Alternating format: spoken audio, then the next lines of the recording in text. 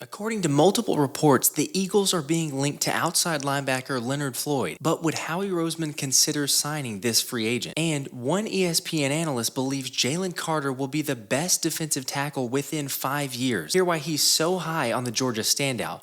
Plus, we just might have a new punter. But first, let's run it.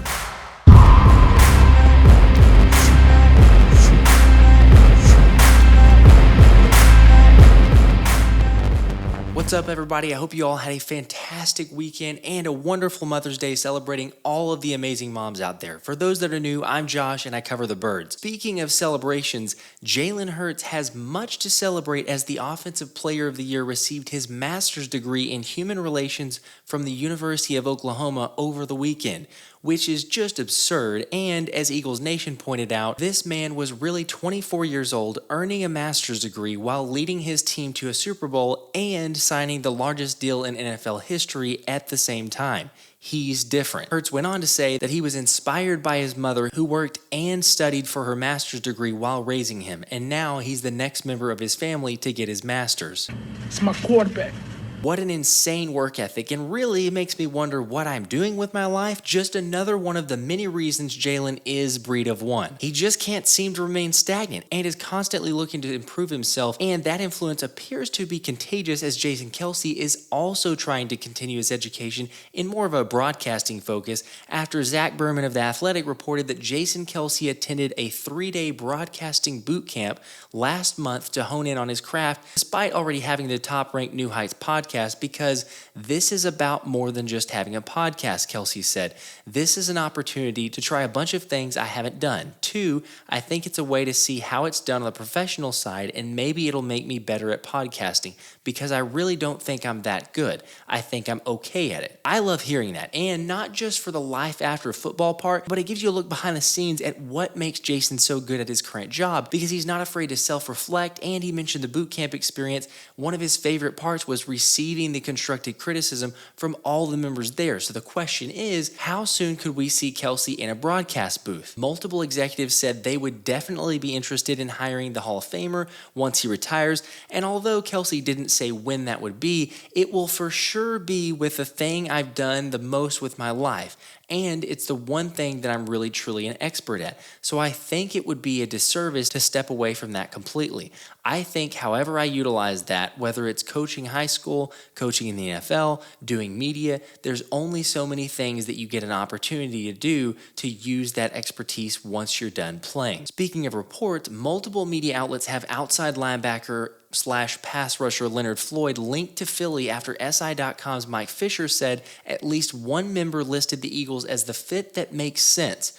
But would it really? Maybe, since last year with the Rams, Leonard registered 31 QB pressures and 9 sacks, and ex-GM of the Minnesota Vikings, Rick Spielman, said he still thinks Floyd has enough in the tank to be a rotational edge rusher. Okay, possibly so, and Floyd did have 9.5 sacks in 2021 with 10.5 sacks in 2020, so the production has been there, and we all know Howie Roseman explores every avenue, but I don't know, is this something he'd look at? Well, let me ask you, where did Floyd go to college? Oh, yeah, Georgia. So you're telling me there's a chance? I mean, I guess there's a chance, but it's incredibly thin, although ESPN believes it could happen, saying the biggest post-draft roster hole for the Birds is defensive end. Oh, you crazy. Well, Aaron Schatz doesn't think it's crazy, as he wrote, "It's really hard to find holes on the Eagles roster.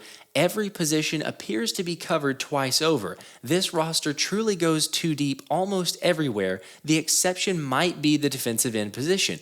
Note that we didn't write edge rusher because the Eagles will also use strong side linebacker Hassan Reddick and his backup first-round rookie Nolan Smith to rush the passer. However, the conventional defensive end position has depth questions. Starter Brandon Graham is 35 years old. Number 3 edge rusher Derek Barnett is returning from a torn ACL. The rest of the depth chart is made up of 2021 6th-rounder Teron Jackson, 1 sack in 2 seasons, and some undrafted free agents. If the Eagles can fit one more veteran under their cap, the defensive end rotation would be a good place to put him. So before we get into that, my question is, where's Josh Sweat in this article? Where'd he go? I guess we're just going to forget about a guy who had 11 sacks last season. Now, I know Howie loves his Georgia players, and so do I, so I'm not opposed to taking a look at Floyd, but I think the deciding factor is whether or not it's worth it, because the Eagles do have enough cap room to make this work. I don't know. Perhaps Floyd would want to join on a cheaper deal to get a shot at the Super Bowl, but I tend to think he's looking to cash in on a lucrative deal because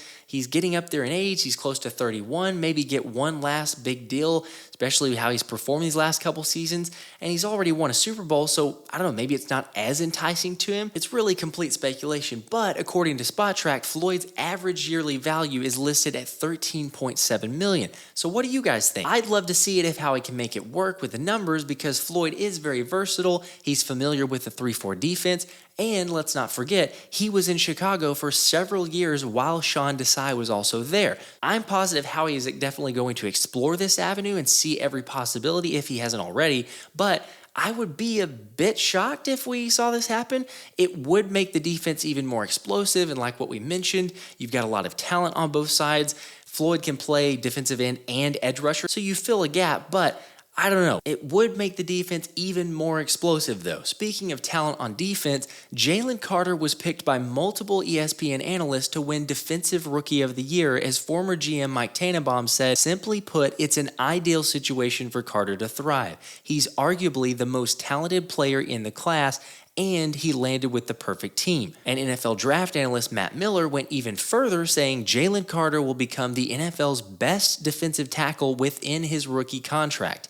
Arryn Donald and Chris Jones are turning 32 and 29 respectively, and while players like Jeffrey Simmons have loads of ability, Carter's all-around traits are at a higher level than any player drafted at the position in the past 5 years. Unsurprisingly, that was Miller's favorite pick of the entire draft, so talk about praise, but the best defensive tackle within his rookie contract? I'm all for it, and hopefully it happens, but I think the most important thing right now to remember is there's still a lot more that Jalen needs to learn and adapt to at the NFL level. So let's pump the brakes a little bit. I do agree that he has a lot of potential, but the question also is the mindset. Can he be more like a Jalen Hurts and a Jason Kelce and have that never wanting to stop learning or growing and not wanting to become stagnant? What do you guys think? Do you believe Jalen Carter will be the best defensive tackle within 5 years? And while we're speculating, could the Eagles have a new punter? Possibly so, as you've probably heard by now that the Birds signed this really athletic punter, Ty Zentner, out of Kansas State. Zentner, who affectionately goes by the nickname Legatron, was a 3-year starter at K-State and handled punting and kicking duties last season, earning all Big 12 second-team honors. Not bad for a guy who didn't play contact football until his senior year in high school. I was kind of a fragile kid. I got hurt a lot, said Zentner. My parents didn't want me playing football once it got to tackle football. By the time I was a senior in high school, I was playing soccer and my school needed a kicker, so I started playing football my senior year and I've been playing ever since. But according to the Topeka Journal, despite not playing until then, Zentner has always had a love for the game and remembers a special connection when he was at a New Orleans Saints game versus the Kansas City Chiefs, where he was able to get the autograph of kicker Garrett Hartley. And after he gave Zentner the football, the rest was history. Zentner went on to say that he's incredibly competitive and enjoys playing various sports in his free time, as he also played basketball, earning all-state honors while in high school. And it's that competitiveness which led the Eagles to giving him a shot, with special teams coordinator Michael Clay saying, "We tried to look at every punter possible that fits our eye. And going into the process, we saw him and we liked his tape. Kansas State is not an easy stadium to kick in." Kind of got to know him a little bit and see the competitive edge he possesses, and he does have some of the traits that we look for with his consistency and his drop. But despite the competition, Clay says this is nothing new, and Siposs is going to handle it as the professional that he is. This is not like something new for Arryn. He's been a professional back in Australia. It's not something new. But as SI.com's Ed Cracks pointed out, it kind of is something new, because Philly has not had a true positional battle for the punter job since 2021. But either way, Clay recognized the need for a potential change, even with the feeling that Arryn has done some good things when we first got him a couple years ago. But just like in any facet of the NFL, everything is being evaluated.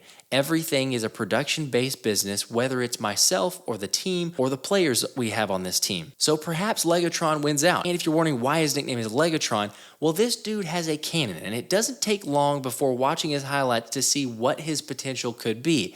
He has the leg strength, then he also has the ability to do kickoffs that could help with our team in certain situations, whether that's maybe saving Jake's leg in the preseason, getting those kickoffs off, Clay said. And then there was also some video that surfaced from the rookie minicamp of Legatron warming up and then getting some reps in and also hitting these moonshots because, if you're not aware, he ranked number 2 in the nation last year in hang time.